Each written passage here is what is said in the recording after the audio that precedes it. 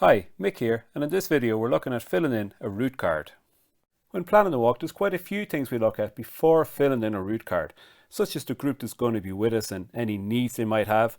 We'd want to look at the weather forecast and any transport arrangements that need to be made. But most of that information we actually put it into our session planner. However, in this video we're focusing on the route card, so we're going to need a map and we're going to need a blank route card or route planner. Other items we need then are a couple of pencils and an eraser, and then some way of measuring on the map, whether that be a ruler, a piece of string, or a map measuring tool. In a previous video we focused specifically on measuring distance on a map, so we won't measure distance in this video, but we will look at converting that distance into time taken.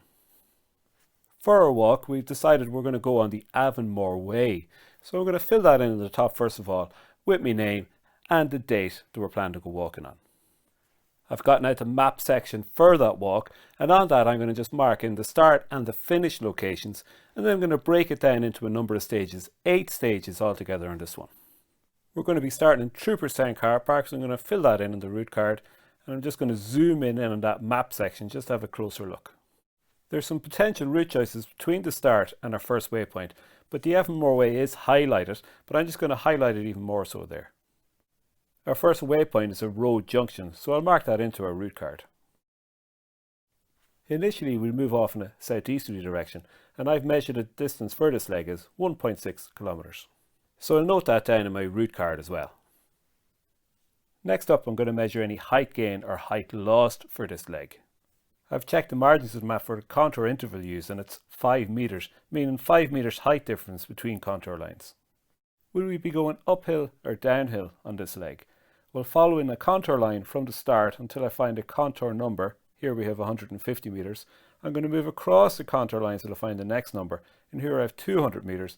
I'm going to move across the contour lines again until I find the next number, and we have 250 meters. So indeed this leg is uphill.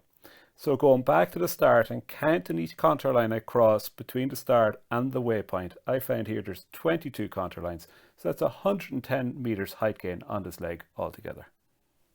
To work out the timings for distance, I take it we're travelling at 4 kilometers an hour, which is 1 kilometer every 15 minutes. So if I just multiply by 1.6 by 15, that'll give me 24 minutes for the distance.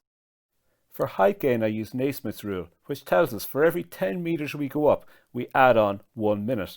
So for our 110 meters height gain, that gives us 11 minutes. Adding our 24 minutes and our 11 minutes together gives us 35 minutes altogether for this leg. I'll come back to the notes section later on in the video, but for now I'm just going to add in some grid references. Grid references help to pinpoint the exact location that we're talking about. Like the measurement of distance on a map, I've done a separate video specifically on grid references, so if you'd like to know more about those, go check it out. On to stage 2, we're heading from the road junction down to the crossroad shown, and I'm going to highlight that just to make it more clear.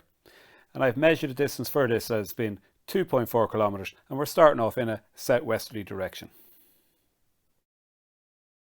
For the height gained and loss on this leg, I've counted we only go up 2 contour lines. We travel downhill very gently down. We move parallel to the contour lines, meaning we stay level, and then we go downhill for quite a few at the end. For timings, we really only need to use height lost if it's very steep and on rough ground. So on this stage here, I'm just adding in 1 minute for that 10 meter of height gain. For working out the time for the distance, I just multiply the 2.4 by our 15 minutes per kilometer to give us 36 minutes, plus the 1 minute gives us 37 minutes for this stage.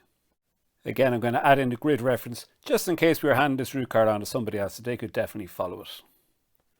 Stage 3 then brings us from our crossroads down to another road junction. We start off in a southeasterly direction, and the distance for this is 1.2 kilometers.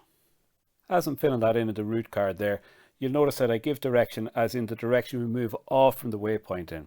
I'll give more specifics of the leg in the notes later on.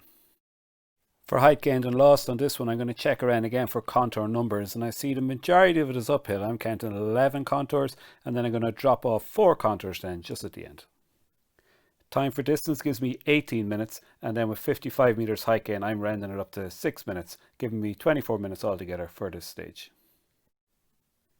Stage 4 then brings us from the road junction down to Ballylug Bridge. Moving off in a southeasterly direction, I'm taking the distance as 1.8 kilometers, and it's pretty level looking there as we're moving parallel to those contour lines. As I said earlier, we don't really take into account any height lost when we're working out the time it's going to take a stage. And at this stage, being fairly flat, we're only gaining 10 meters, we are losing 30 meters, but we just take that 10 meters into account when working out our time for the stage. So on this stage, 27 minutes for distance plus our 1 minute for height gain gives us 28 minutes altogether. Stage 5 then brings us from Ballylug Bridge down to Clara Church, moving off in a southerly direction and approximately 1.2 kilometers. A reminder on working out time for distance: if we're walking at a speed of 4 kilometers an hour, it'll take us 15 minutes to walk a kilometer. But if we're only walking at 3 kilometers an hour, well, then it would take us 20 minutes to walk a kilometer. For height gained and loss at this stage, well, it's actually downhill all the way from Ballylug Bridge down to Clara Church. We're losing 85 meters of height as we go, so we don't add any adjustment to the timings for this stage. So we just take our time for distance as 18 minutes, and that's it. Stage 6 then, Clara Church to the track junction shown. I counted 4 contours just as we leave the church going uphill, and then 2 coming down. We're moving off in an easterly direction. It's 1.1 kilometers, so I've rounded that up to 17 minutes. With our 20-minute height gain, that gives us 2 extra minutes to be add on, bringing us up to 19 minutes altogether for that stage. Again, adding in the grid reference just to pinpoint that location. Stage 7 again is pretty flat, just following along the river bank. We do pass a couple of junctions, but I'll note that in the notes later. So for here now, just track junction to track junction, moving off in a southeasterly direction. Our distance is 2.4 kilometers. Only have 10 meters of height gain on this stage, so I'm giving it 36 minutes for distance, 1 minute for height gain, giving us 37 minutes for the stage. Moving on to our final stage then, from the track junction up to our finish at the car park at the stump of the castle. It's pretty much all uphill, but it only crosses, I think, 8 contours as we go. So we're moving off in a southerly direction. I think the distance 1.1 kilometers, plus that 40 meters of height gain. So that gives us 17 minutes for distance, 4 minutes for height, and 21 minutes for the stage. Now that I've worked out the distance and timings for each stage, I'm just going to add up the totals. So it's 12.8 kilometers long, 3 hours and 15 minutes to cover that, but we've 260 meters of height gain, leaving us 26 extra minutes to add on. Brings us up to 3 hours 41. I add on 10 minutes per hour for a break, gives us an extra 40 minutes. So our total walk time is 4 hours 21 minutes. I've typed out that route plan, and now I'm just going to move back and go through some of the notes for each of the stages, but I'll just do a couple of them. For stage 1, I've put in that we cross the river using the bridge, turn right after about 100 meters.